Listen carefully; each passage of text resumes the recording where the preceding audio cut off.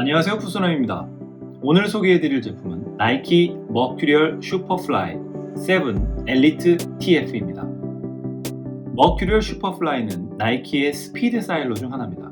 머큐리얼은 발목 카라가 없는 베이퍼 13과 카라가 있는 슈퍼플라이 7 제품으로 나뉩니다.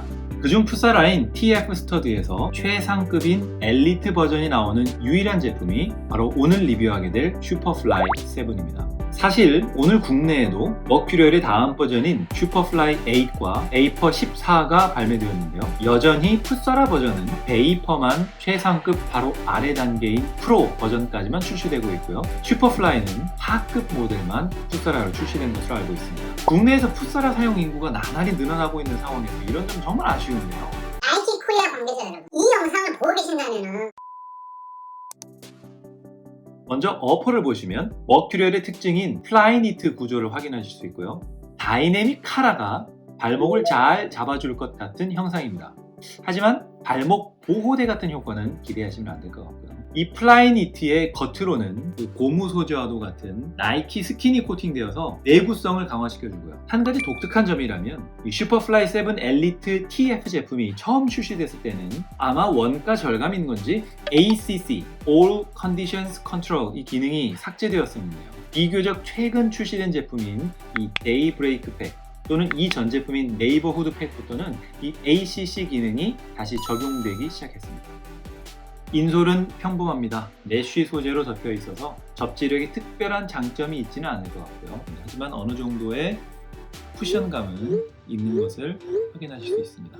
다음으로 미드솔 부분을 보시면요. 이 스피드 사일러라 그런지 미드솔이 매우 얇습니다. 사실 미드솔이라고 부를 수 있을 만한 부분이 겉으로는 거의 보이지 않아요. 하지만 최근 리뷰했던 프레데터 프릭 제품이 이 안쪽 미드솔 부분이 아주 딱딱한 이 플라스틱 같은 마감이었던 것에 비해서 인솔을 벗겨내고 이 안쪽을 보면 이 중족부 부분까지는 쿠션감이 있는 소재로 덮여 있음을 보실 수 있습니다. 아웃솔은 다른 나이키 TF 모델들과 같은 직사각형 스터드가 적용되어 있고요. 접지력은 역시 꽤 준수한 편입니다. 한 가지 유의해야 될 부분은 바로 뒤꿈치 테러인데요. 다이내믹 카라와 이 힐컵이 만나는 부분에서 이 뒤꿈치 물집 테러를 당한 사용자분들이 꽤 있는 것 같습니다.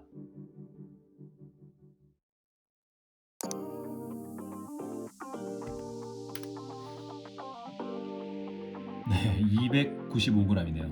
여기 이 슈퍼플라이 7 TF 모델 경우는 머큐리얼이라는 이름값에 걸맞지 않게 경량성 부분에서는 조금 아쉽다고 말할 수 있겠습니다. 네, 283 정도가 나왔네요. 283 정도. 네, 290mm 정도 나왔네요. 290mm. 그러니까 275, 280, 5mm 차이인데요. 실제 실측 길이는 한 7mm 정도 차이가 나는 것을 확인하실 수 있습니다. 전체적으로 플라이니트 소재가 타이트하게 발을 잡아줍니다. 슈퍼플라이의 경우 앞에서 설명드린 다이내믹 핏 카라가 발목까지 촥 감싸주며 맨발과도 같은, 사실 맨발은 아니고 두꺼운 고무 양말 신은 느낌 정도 되겠죠. 이 슈퍼플라이 7 엘리트의 경우 확실히 쿠션이 너무 떨어진다는 느낌은 아닙니다. 다만 대신 베이퍼처럼 매우 가볍다는 느낌 역시 좀 떨어지는 것 같습니다.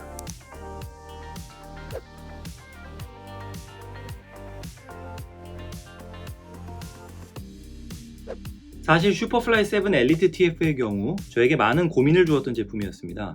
저는 발 사이즈가 슈핏 기준 268mm 정도고요. 275 사이즈를 정 사이즈로 착용하고 있는데요. 보통 나이키 제품들은 반 사이즈 업해서 280 사이즈를 착용합니다. 그런데 많은 사용자분들이 슈퍼플라이 7은 길이가 좀 길게 나왔다고 하셔서 제가 매장에서 먼저 275 사이즈를 신어봤었는데요. 지금 제가 신고 있는 이 제품이 바로 275 사이즈입니다. 길이를 대충 보시면 엄지발가락 끝이 이 정도 오신다고 보면 되겠어요. 그런데 지금 영상에서도 제 엄지발가락 끝부분이 이렇게 튀어나와 있는 게 보이시나요? 당시에도 제가 착용하면서 야, 이거 잘못하다가는 엄지발톱 테러 당할 수 있겠다. 그래서 275를 포기하고 280 제품을 네, 이렇게 신어보니까 엄지발가락이 여기까지인데요. 엄지 손톱 하나 정도 남고요. 이 주변 같은 경우는 더 많이 남습니다. 그래서 이렇게 신어보니까 아무래도 앞부분이 너무 많이 남는 것 같아요. 명색이 맨발 같은 착화감을 보여준다는 머큐리얼 제품인데, 야, 이렇게 큰 걸 신는 거는 아무래도 아니다 싶어서 275 제품을 구입을 했고요. 그리고 나중에 275 제품을 신고 실축을 해본 결과 다행히도 발톱에도 아무 무리 없이 정말 편하게, 아주 편하게 경기를 뛸 수 있었습니다. 보통 기존의 나이키 풋사라들은 280을 신는 제품들이 많았는데, 공교롭게도 슈퍼플라이 7 엘리트 TF와 팬텀 GT 프로 TF 제품은 모두 길이가 좀 길게 나온 제품들입니다. 길이감은 두 제품 모두 거의 비슷하고요. 발볼 같은 경우는 팬텀 GT 프로가 조금 여유가 있습니다. 그리고 위에서 보시기에도 확실히 팬텀 GT 프로가 발볼이 조금 여유가 있는 게 보이시죠? 확실히 리액트 폼이 적용되어 있는 팬텀 GT 프로가 아주 살짝 좀 더 쿠션이 있는 느낌입니다. 근데 길이감을 보시면 여기까지입니다. 남는 게 거의 비슷해요. 지금 한 이 정도 남으니까. 그리고 참 독특한 게 두 제품 모두 나이키와 아디다스의 스피드 사일로인데요. 스프린트! 엄지발가락이 양쪽 다 이렇게 튀어나와 있는 게 보입니다. 비슷한 정도의 발볼을 보여주고요. 다이내믹 카라 부분이 막 너무 끼거나 불편하거나 그러진 않거든요. 그런데 이 고스티드 같은 경우는 진공핏이라고 부르는 이 단단한 실리콘 소재 같은 이 부분이 너무 꽉 조여지는 느낌이 조금 있어요. 네, 다음으로 프레데터 프릭 플러스 TF. 프레데터 프릭은 270 사이즈입니다. 5mm 다운했고요. 비슷하죠?